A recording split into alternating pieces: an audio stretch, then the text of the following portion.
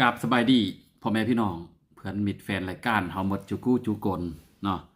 เฮามาเริ่มเข้าสู่รายการขับลำท้องถิ่นเฮาเมื่อปานนี้พี่น้องเอ้ยต้นปี2026เนาะจะมาเริ่มมาจัดรายการเป็นปกติเพื่อทักทายพ่อแม่พี่น้องลุงป้าวเฮาเมื่อจุกลที่ว่าอยู่แต่ละตีละบอนเนาะอันนี้ถือว่าเป็นการรักษาวัฒนธรรมท้องถิ่นของเจ้าเฮาอยู่ตั้งเลยก็บ่ได้คำพูดก็ยังคิดฮอดอยู่เนาะหยุดมาเกือบ2 เดือนพี่น้องเอ้ย แต่ว่าหยุดบ่ได้งำไปงำมาโอ้ยคิดฮอดภาพแห่งความหลังเนาะเฮาบ่จัดรายการแล้วแม่นเพื่อทำได้ฟังลำมื้อนี้พุทธก็ถือว่าเริ่มต้นปีเมอฝ่าเมอเนาะมื้อนี้ก็มื้อหนึ่งคำขึ้นหนึ่งคำแล้วนะคำพุทธก็มาเริ่มจัดรายการเสียงลำเสียงแคนมาต้อนมาฝากพ่อแม่พี่น้องหมดจุกู้จุกดพี่น้องเอ้ยเนาะรายการขับลำท้องถิ่นดำเนินรายการด้วยคำพูดยศคำแซงเป็นประจำจูมื้อเนาะตั้งแต่เวลา8 โมงเริ่มตอนนี้ป่าจุเฮาจะจัดรายการเนาะ เสียงลำเสียงแคนมาต้อนมาฝากฟังเพลงกระโบคักฟังลำนี่แหละอันคักแต่เนาะอันลำเก้าได้ลำเมอได้แต่ละมือแต่ละยามก็มาพบพอเดียวพี่น้องเอ้ยอยู่แต่ละตีละบอนก็อย่าป่าอย่าวางเดียวเนาะรายการคำลำท้องถิ่นของจูเฮาข้อเป็นส่วนหนึ่งในการหักส้มหักษาฮิตของประเพณีส่งต่อให้หมดจุกู้จูโกนเนาะเอาสบายดีหมดจุกู้จูโกนเป็นเลยอยู่อากาศเหลิมหนาวละบ่สาวแข้งบริคำไสได้บนอื่นช่องจูเฮากี่เข้ากินแรงละบ่เนาะ หรือว่าเลยอยู่อย่าลืมอย่าปะอย่าวางเสียงลำเสียงแคนเอกลักษณ์บ้านเฮาประยุกต์ต้องเลยก็ตามฟังเพลงฟังฮิปฮอปอะไรก็ตามล่ะพี่น้องเอ้ยเนาะบ่คือเสียงลำเสียงแคนเฮาเนาะคำพูดก็โอ้อายุก็แก่ก็เฒ่าแล้วมื้อนี้ก็ถือว่าปะบ่ได้วางบ่เปเริ่มต้นแต่มื้อนี้ปะจูเฮาจะมาพบมาพ้อเดียวคือเก่าเสียงลำเสียงแคนมาเฮ้อพ่อแม่พี่น้องได้อยู่ได้ฟังได้เห็นได้มอยเพื่อระลึกถึงความหลังแห่งอดีตเนาะถึงว่าบ้านเมืองเฮาจะพัฒนาก้าวใกล้ประซ้ำเลยกะยา นอกแต่วัฒนธรรมของเจ้าเฮาอย่าปะอย่าวางแต่เมื่อยแต่แมนแต่แท่งเจ้าเฮาอยู่กันเลยก็ตามปาตันเลยก็ยาเสียงลำเสียงแคนจะก้องอยู่ในหัวเจอเนาะการหักส้มหักษาวัฒนธรรมของเจ้าเฮาถือว่าเป็นหน้าที่ของหมดจุโกนเด้อบ่แม่นว่าแต่เฮ้อผู้หนึงผู้เดียวพี่น้องเนาะเอาเฮ้อไปฟังลำก่อนบัดนี้เด้อฟังลำม่วนๆแล้วจังมาพบกับพอเดเมอร์ในสวงที่2เด้อ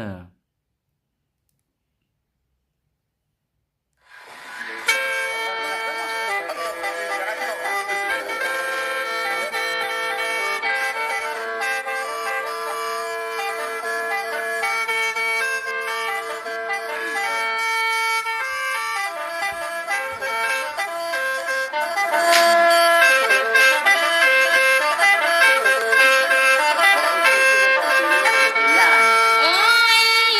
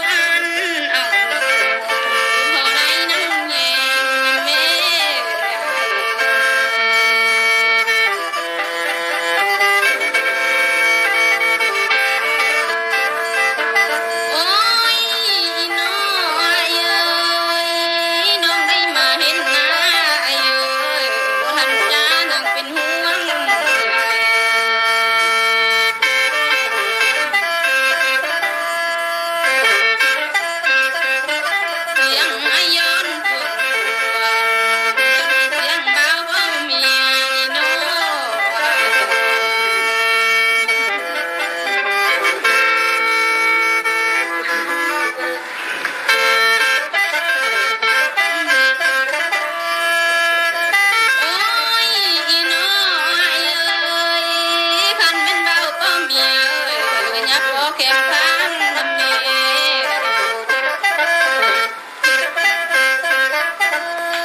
บ่าวบ่มาบอกว่าอยากเข้ามาลงเม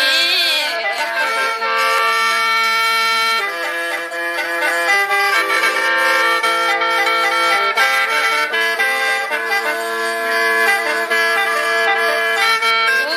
ยอีน้อยเอ้ยนับบ่หมดต้มน้อยมาต้มทั้งปีนี่แล้ว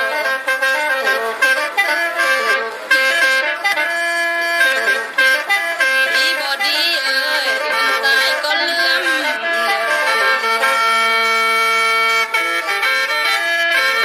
อันมาเลื่อมบ่เลื่อมบ่เหือนหายนิดมนต์บ่ดีเดียว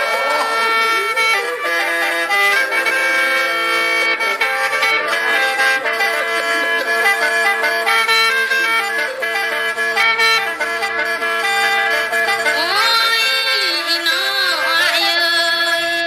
ความลำนองบ่ม่วนไอ้เอ้ยไอ้อะไรดื้อกะไร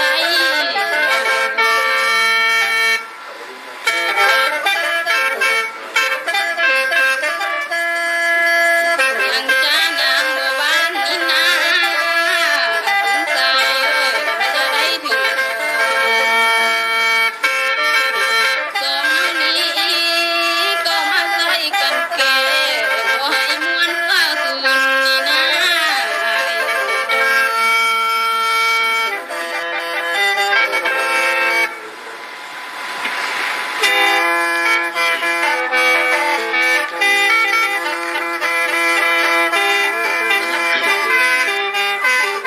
โอ้ยน้อละน้อไอ้นี่อยากได้น้องกันมาเต็มที่แล้วคอยนี่นะบ่มีเงินสักเลยน้อที่บ่กดค่าเว้นเจ้าบ่ละบ่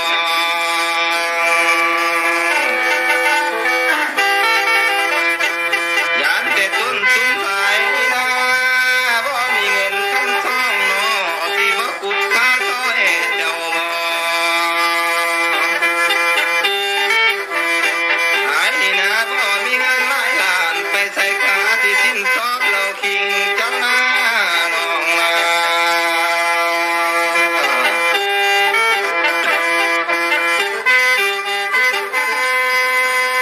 โอ้ย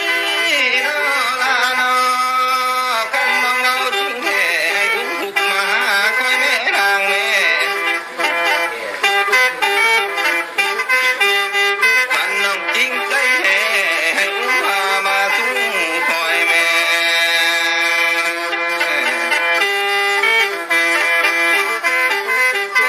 โอ้ยน้อละน้อกันน้องเอาแล้วสิแบมือให้เจ้านั่งนางเอ้ยกันน้องเมื่อฮอดแล้วสิปูเสื้อให้เจ้านอนหน้ากันเป็นซาดในหมอนต้นสายเกี่ยมผ้าแล้วใดกันเป็นเสื้อในผ้าสิเกี่ยมผ้าน้องผู้ยามแล้วนะน้องนา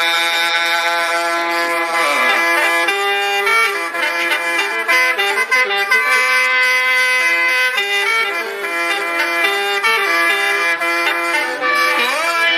น้อละน้อเห็นมาหัวอายฮอกน้อน้องอย่ามาอายเท่าเด้อ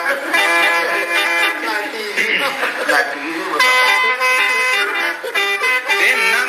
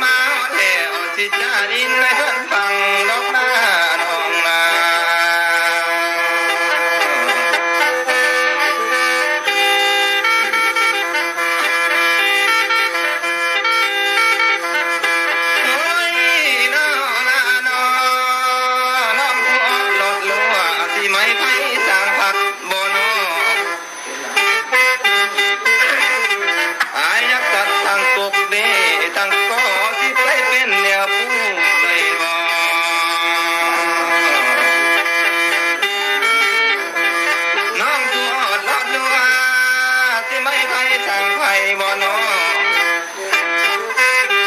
แม่นน้องเกิดยามใดบ่แบ่งทิ้งปันอายนำงอ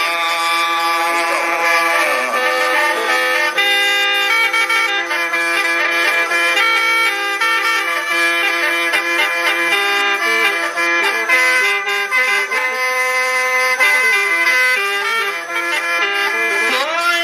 น้อลาน้อคันน้องว่าจริงแท้คันฮอดเดือน11นี่น้อต้นตุ่มอายสิเอาหิดไปป้องเจ้าลาน้องนา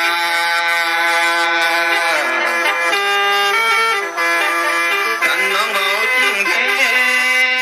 คันฮอดเดือน12น้อ ต้นจุมสายที่เอาของไปไว้เจ้าหนอ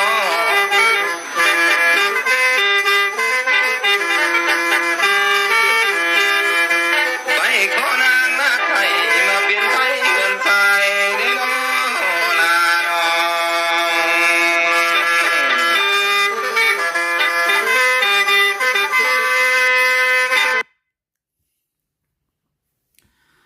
อ้าวพอดีจบลงแล้วเนาะเสียงลำของทาง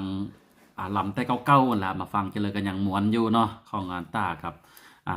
ไอ้ลุงขมอนเนาะอย่างฟังกันเลยกันอย่างม้วนอยู่สบายดีหมดจุกูจุโกนเด้อเนาะยินดีต้อนรับบรรณาทานเข้าสู่รายการของจูเฮาเนาะปี2026แล้วจะมาเริ่มต้นมื้อในการจัดรายการแต่ละมื้อเนาะฝากให้พ่อแม่พี่น้องได้ฟังได้ยินอันเก่าได้อันเมื่อนำกะฟังประนำเดียวพี่น้องเอ้ยเนาะฮักโทมฮักษาเสียงลำเสียงแคนเฮาปานนี่ล่ะฟังลำแล้วก็คิดฮอดโอ้ยสมัยอ่าผู้เฒ่าผู้แก่เราฟังเจอไม่ทันยังบ้าวไม่ทราบว่าโอ้ยคอนแจงมาแล้วเนาะเป่าแคนล้อเหือนล้อสานแบกเทปแดเอาไปใส่อาโคมใต้ป่าเนาะสบายดีหมดจุโกนเด้อสมสนิทเนาะออนในออนธัญพรสบายดีหมดจุโกนบัดนี้อย่าลืมเข้ามาติดตามเข้ามาฟังเนาะปี2026แล้วเริ่มต้นรายการเมื่อบาดนี้พี่น้องเอ้ยเนาะหักแปลงเดียวไว้สมัยก่อนโอ้ยพี่น้องเอ้ยเนาะช่วงนี้ก็ถือว่าเป็นงานดองแต่ดองว่าแต่ว่าอยากนำฮอดสมัยแต่กี้โอ้คักแต่ปลาดองก็ได้พี่น้องเอ้ยเนาะอันยูอันกีกับแกล้งซื้อยวกหรือว่าถ้วยกับแม่นถือว่าเรียนไม่ใหม่ไพ่หั่นตั้งกับก่องิ้วคำพูดยังทันอยู่เนาะสมัยหั่นสมัยหั่นยังทันอยู่โอ้ยทำดองจิเลยมันแซ่ปลากำเฮือนกำซานไปปะต้องยวกมาแล้วก็ซาวไตดองไตบ้านอื่นเมืองอื่นมาบ้านอื่นว่าจะไปบ่มีเมืองอื่นดอกส่วนหลายก็ย่างไปหาเดียวจ้าแม่นคักเนาะผู้บ่าวผู้สาวกับแม่นโอ้แม่นโลมเดียวจะแม่นคักพี่น้องเอ้ยเนาะอันเลยก็ยาฮอดเวลานาที8 โมงชื่อเอาไว้บัดนี้จะเฮามาพบมาพอเดียวจูมือนะเสียงลำเสียงแคน8 โมง5 9 โมง1 ชั่วโมงเต็มๆเนาะบ่จัดก็บ่ได้คิดฮอดอยู่คือแนวเงาว่าผู้สาวเก่านี่คำพูดกับป้าได้เกือบ2 เดือนเนาะบ่ได้จัดรายการบัดนี้ก็มาจัดรายการคือเก่านอนตื่นมามื้อนึงก็ยังได้ฟังลำอยู่โอ้คันเป็นหันยาเธอว่ามาจัดรายการลำเมยเฮานี่ซะก็ยังได้ฟังโกนฟังไอเดียวกับบ่ม่วนทรงต่อเฮ้อผู้เฒ่าผู้แก่เจนี่ลูกหลานเฮายังนุ่มยังน้อยไอ้เลยก็บ่อยากฟังแต่น้อยอายุ40 ปลายปีซ้ำคำพูดปานนี้ไอ้เลยก็คิดฮอดเสียงลำเสียงแคนพี่น้องเอ้ยเนาะเพลงลาวเพลงสตริงอื่นๆก็ถือว่าเป็นเพลงอยู่ในสายเลือดอันอื่นแต่ว่าเสียงลำเสียงแคนนี่แหละเนาะครับลำท้องถิ่นเฮาก็โตเหมือนบรรพบุรุษปู่ย่าตานายผู้เฒ่าผู้แก่แต่สมัยกี้อาศัยเสียงลำเสียงแคนนี่แหละในการที่ว่าส่งข่าวส่งหับหรือว่าไปอินไปยายเนาะตื่นเจ้ามาแล้วเนาะเสียงกี้เสียงแคนอ้อมป่าบ่ก็กับแม่นเป้าแคนขึ้นเหือนเมอมีแก้วมีดองกับเสียงแคนเสียงลำเนาะปัจจุบันนี้บ้านเมืองเฮาพัฒนาก้าวหน้าแต่ว่าก้าวสำเร็จกะยาเนาะวัฒนธรรมของเฮาคันเจ้าบ่เว้าคันเจ้าบ่ฟังคันเจ้าบ่มาจัดรายการนั่นนี่เนาะเฮิงมาลูกเต้าเฮาไม่ทันบ่ฮู้แล้วว่าวัฒนธรรมของเฮาเสียงแคนเสียงลำเฮาก็หับหายใต้จากไปแล้วเนาะอันเลยกะยาเนาะเอาเฮาฟังลำอีกก่อนนึงก่อนจังมาโอ้มาหลมเดียวเมื้อเด้อพี่น้องเอ้ยเสียงลำนี่ถือว่าเสียงลำของทางอ้ายไม่บุญเนาะอันนี้เด้อ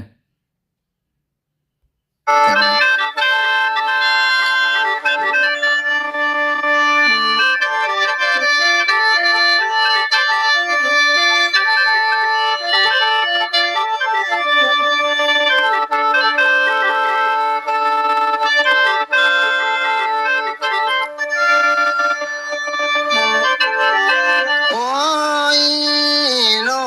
ลาเอ้ยนับแต่มือบ่เว้าเลย สาวให้ผู้ทำหานี่แล้วลาแล้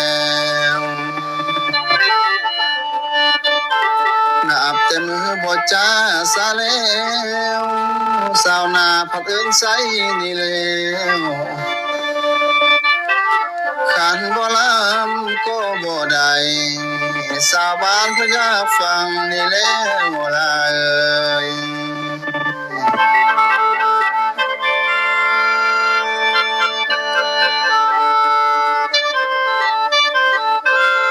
โอ้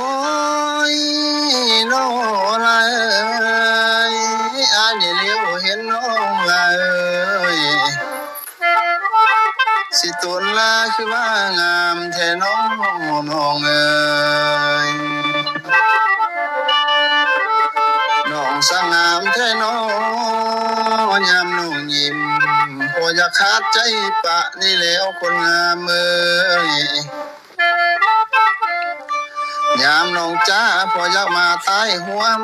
น้องเอ้ยอย่าได้น้อ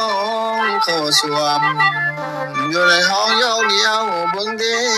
น้องเด้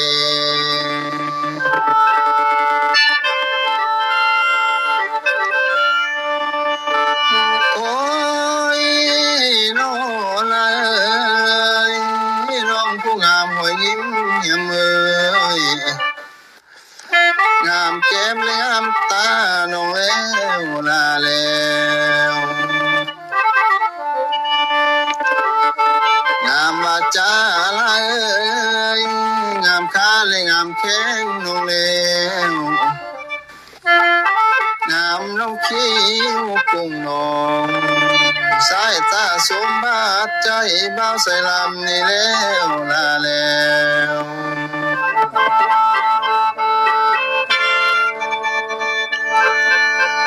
โอ้ยน้องลาเอ้ยอ้ายนี่อยากได้น้องคนงามเอ้ยเมื่อหนึ่งเขาเฮือนอ้ายไล่ให้เบิ่งเด้น้องเอ้ยสายอยากได้สาวคำนางละเอ้ยเมื่อพวกกินไข่เงินสายกินเงาเบิ่งเด้เมื่อเลือกแนวเข้าฟังเพื่อได้เห็ดมัวเบิ่งเด้น้องเด้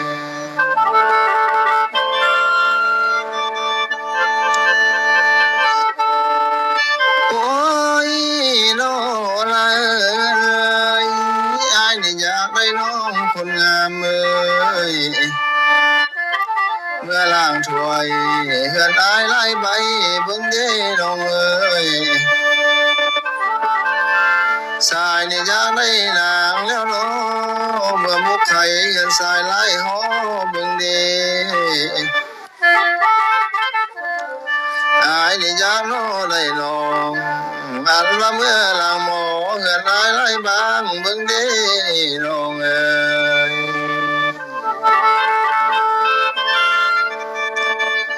น้องผู้ลงสิ้นหมกลาเอ้ยสมาบาทหัวใจสายเทนอสาวเวียงทองเอ้ย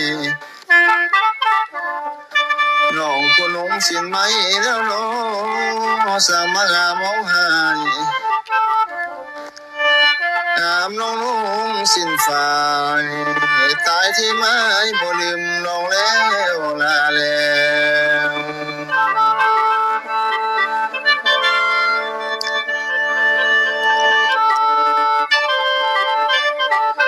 โอ้ยน้องลาเอ้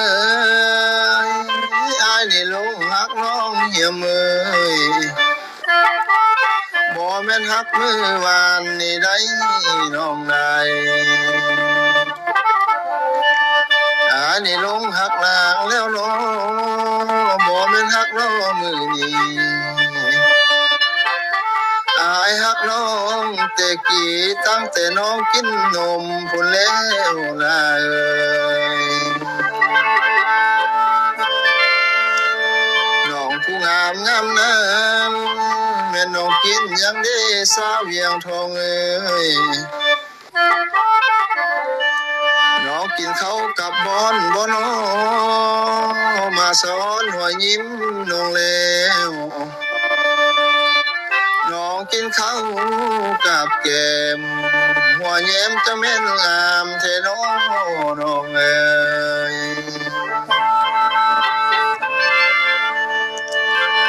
โอ้ยน้องเอ้ยอ้ายนี่เป็นคนทุกข์น้องเอ้ยบ่มีรถมือสองเลยใดสายจนเงินจนทองแล้วน้อบ่มีรถวีโก้เลยแล้วไอ้น้องสงสารหลายน้ำเนื้อเลี้ยงไก่ไว้ไล่แล้วน้ำเนื้อคนงามเอ้ยเลี้ยงแมวไว้ไล่หนูเลี้ยงงูไว้ไล่ขี้น้ำเนื้อหอดเมื่อยามหน้าปุ่นยังสิได้ช่วยแห่งบ่น้องน้องเอ้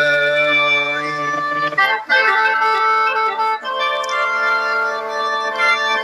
โอ้ยน้องเอ้ยพอละมาฮอดนี้ละเอ้ยต้นสายจุบไว้ก่อนได้เน้อฮอดเมื่อตอ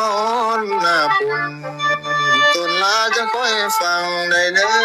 น้องเอ้ย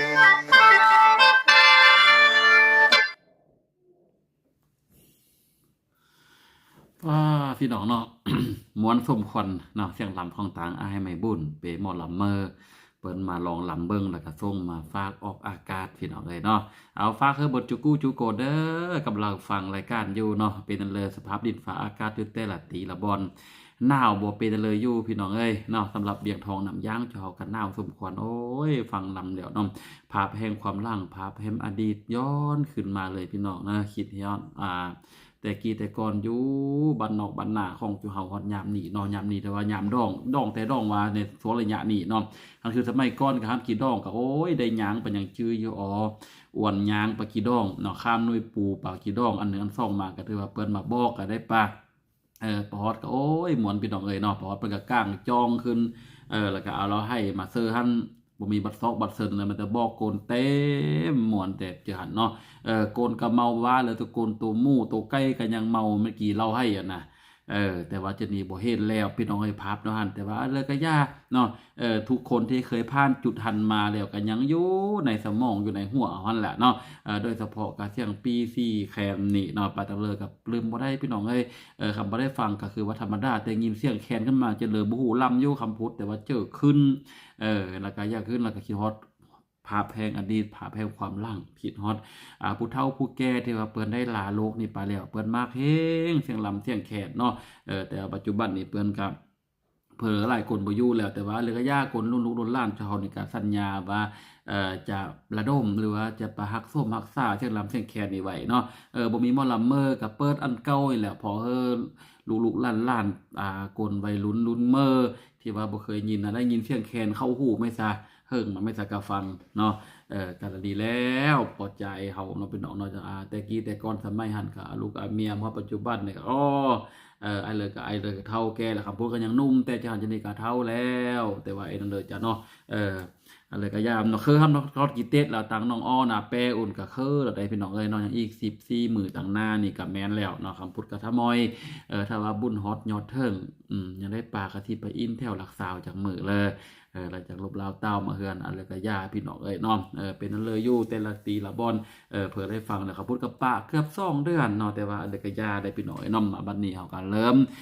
เข้ามาสู่เสียงแคนเสียงลำของเจ้าอีกเนาะหักแพงเดียวไว้หักสมหักษาเนาะไอ้เริ่มมีเสียงลำเสียงแคนอยากมาออกอากาศหรือว่าส่งมาให้คำพูดก็ส่งเข้ามาคำพูดจะเปิดเพื่อให้เอกลได้ฟังแล้วก็บันทึกบรรสานไว้ในฮิตของประเพณีของจุเฮาเนาะนั่นนี่ก่อนเธอฟังลำนี้บัดนึงอีกพี่น้องเอ้ย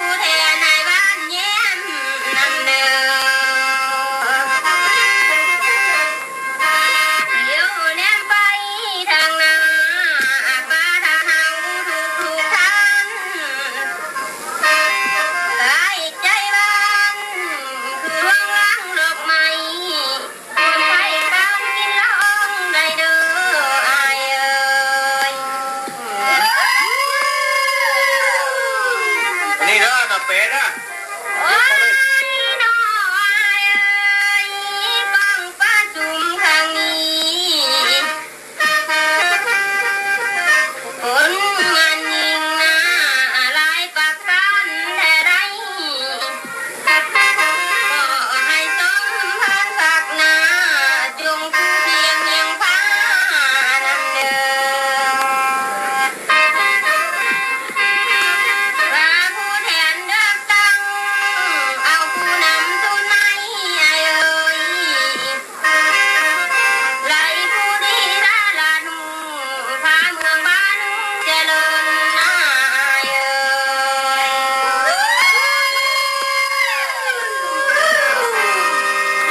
โอ้ยน้อยเอ่ยอันมาตั้งแต่ต้นจนต้องเที่ยวว่าซ้ำนี่นาเรียกงานก็ประชุมเลยให้น้องลอยเดินก้าวนำเดิ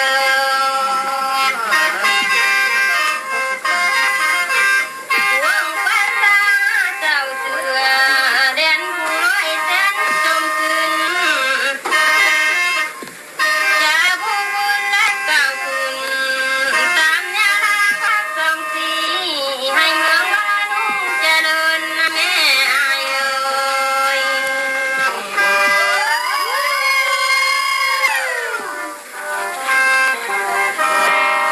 โอ้ยน้อยเอ่ยผู้แทนกับตาบ้านอายเอ่ย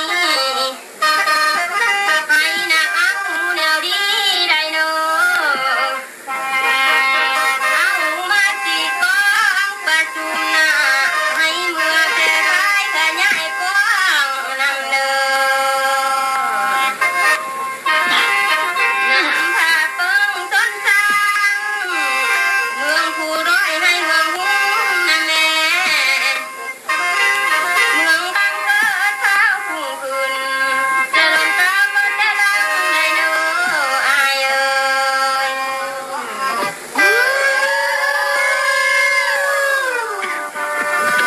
โอ้ยน้ออะไรยังไม่กินข้อเกาตันนังพิการตอนางลำกันเลย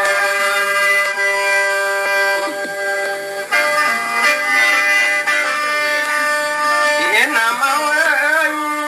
ควันใสเป็นคู่เคียงทำเมา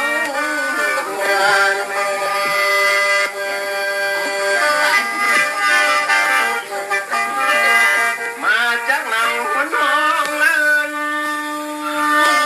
ประชาชนถูกฟังไล่ดัง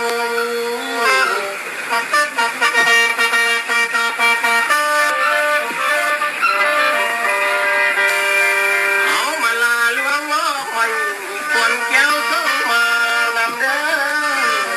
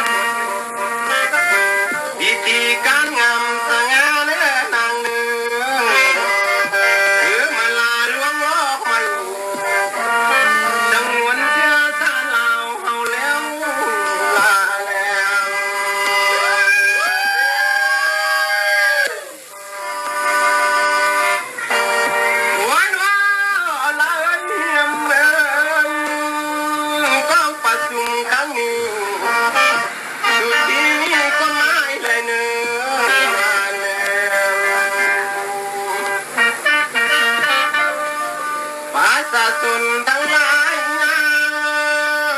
ก็ทั่วเมืองห่มเต้าไหลเนื้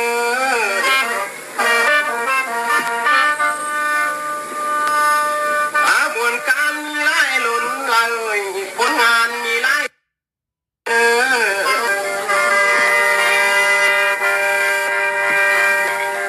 หากนำพาก็สั่ง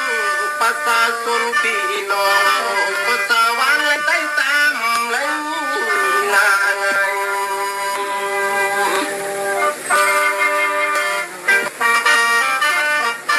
มันมาการปลูกสร้างมีนางกันใหญ่อ้อไปว่าเนื้อนางเนื้ออาศิกรรมผู้ฟังนาก็พื้นวันไล่ล้านล้านเนื้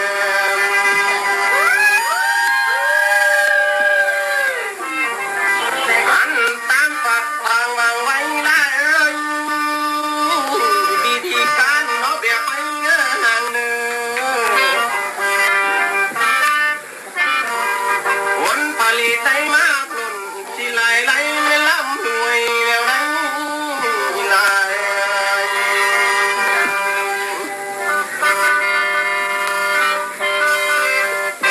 หัวเราะอะไรยามยามมาเจ็บปวดไข้หน้านางมีชุดชลาอยู่ใกล้บ้านเนื้อนางเนื้อการศึกษาน้ำเรียนนะลูกหลานเอายังสิจบเวลาเนี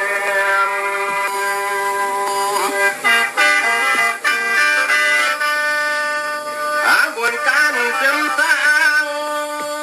คนทางก็ฟังใหญ่แล้วเลยมีไฟฟ้าเข้าสู่บ้านให้หูเรื่องวอนเจริญแล้ว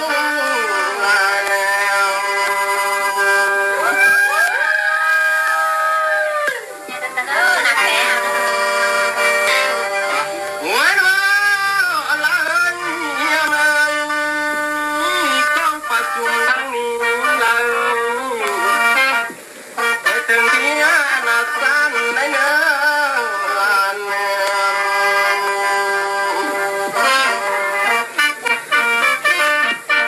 อันเลยเลี้ยง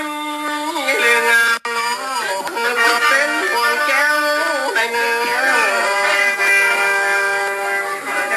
ของป่าจุ่มสำเร็จแล้ว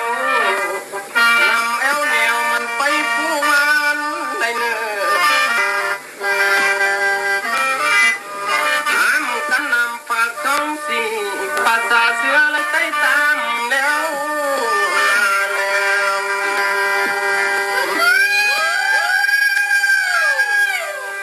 หัวเราะอะไรยังไงยายรับมาหอดนี้นะคนงามว่าเอาปีกไก่ขอลาคนในเนื้อหันมาตอนหน้าปุ่นก็เหมือนหน้าจังไว้ฟังลำไร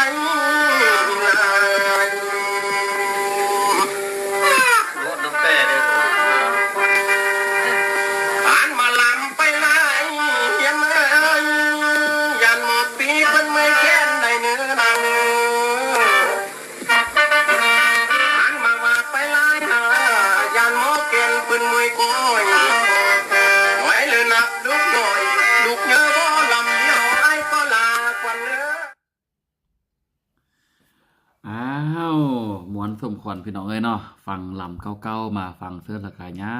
งบาดเหลึกกะหัวกวงหัวเจอเยอะเนาะเอาเฮาหันหมดจุกูจุโกนปีเมอฝ่าเมอล่ะพี่น้องเอ้ยเนาะส่งข่าวหาหมดจุกูจุโกนอยู่ใกล้รักษาสุขภาพแข็งแรงร่ำรวยหมดจุกูจุโกนอยู่ดีมีแหงพี่น้องเอ้ยเนาะ